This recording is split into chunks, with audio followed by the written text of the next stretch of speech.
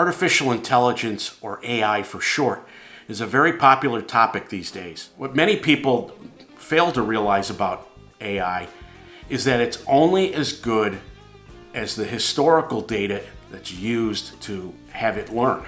That's very true in the classic car world.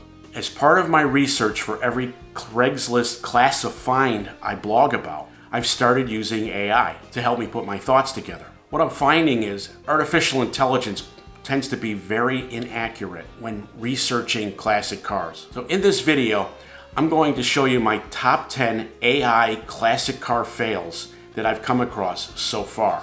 Stay tuned.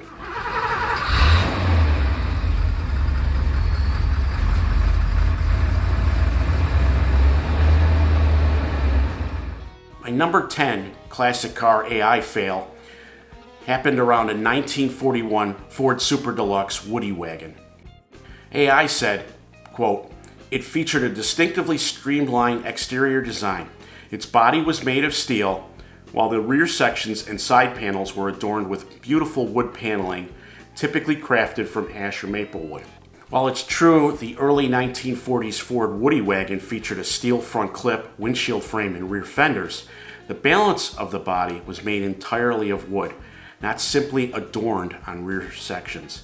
When Ford introduced its shoebox full-size models, I believe in 1949, shortly after that, they came out with an all-steel body. My number 9 classic car AI fail is the 1993 Chevrolet K5 Blazer. AI's results came back and said the K5 Blazer is a full-size two-door SUV that belongs to the second generation of the full-size Blazer lineup. That's incorrect.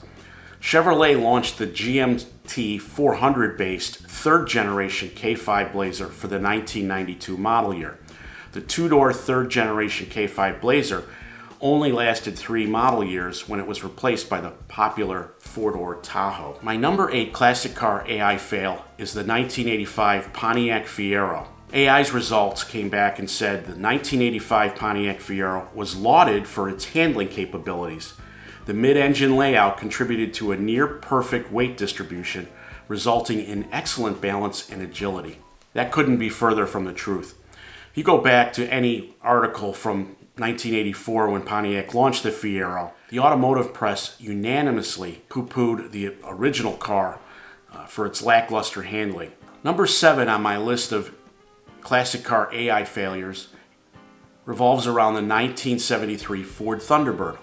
AI came back and said the 1973 Thunderbird had a standard 429 cubic inch V8 that produced around 360 horsepower, while the optional 460 cubic inch V8 delivered even more power with 212 horsepower. I'm a little surprised that AI couldn't recognize that the larger engine with the description of even more power was actually a lower number than the standard. While AI correctly identified the engine options for the 73 Thunderbird, it quoted power from an earlier version.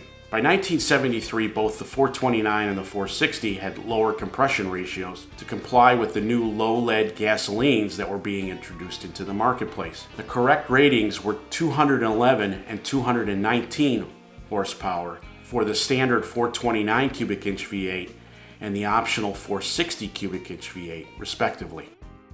Number 6 on my top 10 list of classic car AI fails is the 1962 Chevrolet Corvair.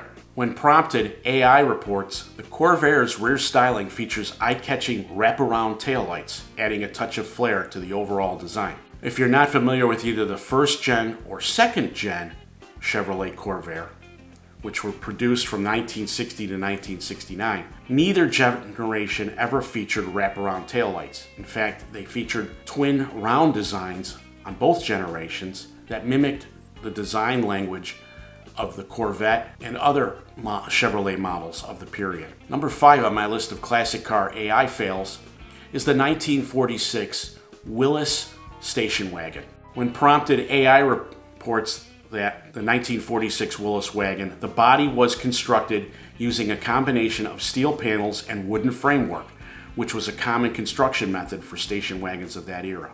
Here's an example of AI stereotyping. While it's true that most station wagons featured wood bodies through the early 1950s, the Willis station wagon was the first to feature all steel construction.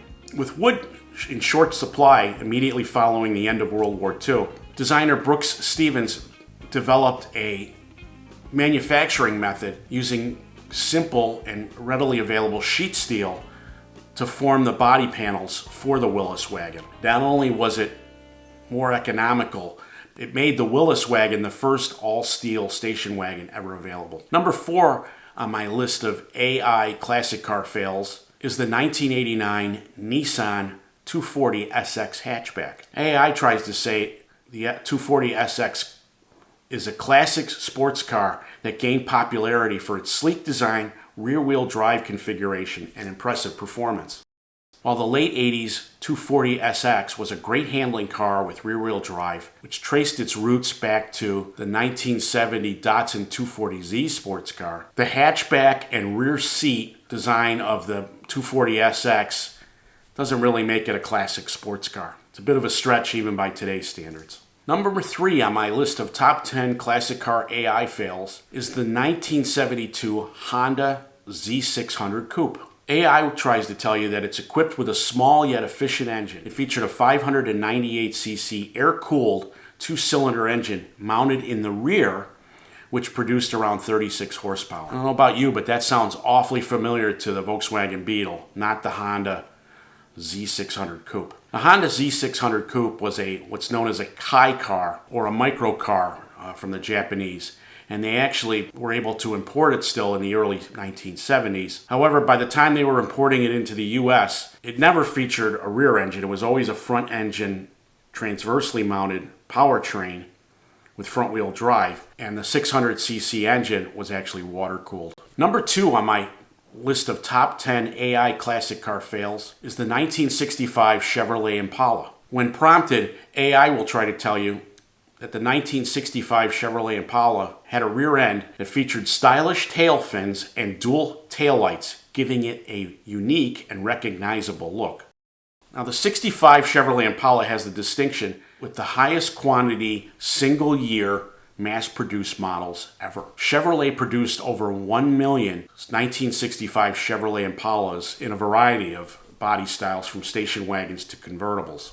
Anyone that knows 1960s Chevrolet Impalas knows that the design language throughout the 60s was a 3-round taillight design. And by 1961, Chevrolet had all but eliminated the tail fin on its full-size models. While the 65 Chevrolet Impala does feature a character line along the back, no one would ever fault it for having tail fins, as it's a very slab-sided look. Finally, my number 1 top 10 classic car AI fails has to do with the 73 Pontiac Formula ram air. When prompted, AI said the front end is characterized by a prominent split grille design flanked by quad headlights, which give the car an aggressive and menacing appearance. The sloping hood is adorned with a shaker-style air scoop, a signature feature of the ram air package, providing an extra dose of muscle car attitude. Unfortunately, AI doesn't recognize the difference when it comes to 73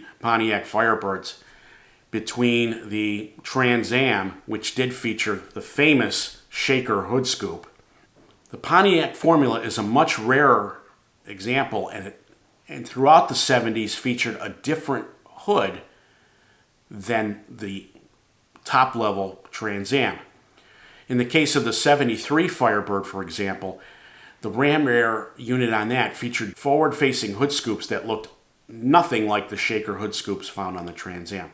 Additionally, it wasn't until 1977 that the entire Firebird lineup received quad square headlights. Prior to that, the front ends of the entire Firebird lineup featured single round headlights. So those are my top 10 AI fails thus far. There were many more, but I thought these were the best to share with everyone. So thank you for watching. If you like this content, please press the like button. And if you haven't done so already, I encourage you to subscribe and comment below, as that helps grow this channel in YouTube's eyes. Thank you for watching and have a great day. We'll see you soon.